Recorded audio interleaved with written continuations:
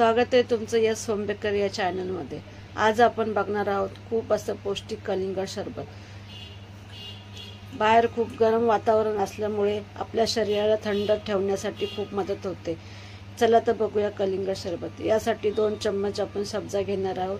त्यामध्ये 2 चम्मच पाणी टाकून त्याला आपण 15 मिनिटे त्याला बाजूला ठेवूया।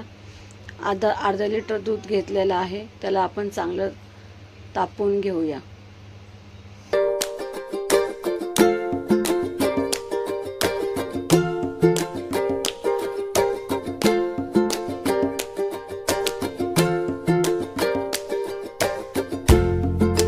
दुधाला आता उकळी आलेली आहे। आता आपण त्याला चांगलं ढवळून घेऊया, नाहीतर खाली दूध तळाला लागू शकतो आणि आपल्या शरबताला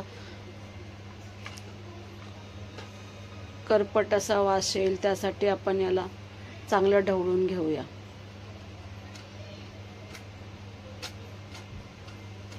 पाच मिनिटं आपण चांगलं उकळून दुधाला उकळी आणूया आणि तळापासून त्याला चांगलं ढवळून घेऊया। आता त्याच्यामध्ये 100 ग्राम एवढी मी खडी साखर घेतलेली आहे। तुम्हाला पाहिजे असेल तर तुम्ही त्याच्यामध्ये साखर पण टाकू शकता, पण खडी साखर ही खूप पौष्टिक आहे, त्यामुळे मी याच्यामध्ये खडी साखर टाकलेली आहे।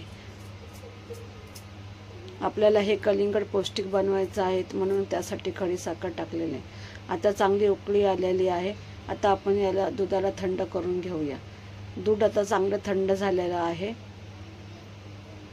बघा दुधाचा कलर पण चेंज झालेला आहे। आता आपण त्याच्यामध्ये 4 चमचे एवढा आपण रूअफजा टाकूया।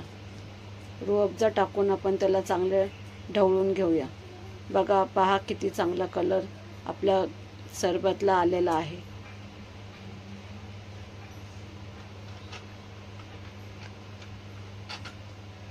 आता त्यामध्ये आपण 1 वाटी कलिंगडचे तुकडे टाकूया। जो आता आपण सब्जा बाजूला काढून ठेवला होता तो आपण आता त्यामध्ये 3 चम्मच टाकूया।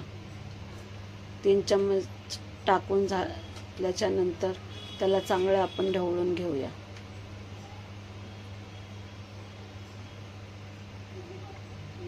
आता त्यामध्ये थोडे बर्फाचे तुकडे टाकूया आणि तयार आहे असं आपलं थंडगार सरबत। हे सरबत खूप जास्त टेस्टी लागतं आणि खूप जास्त पौष्टिक आहे।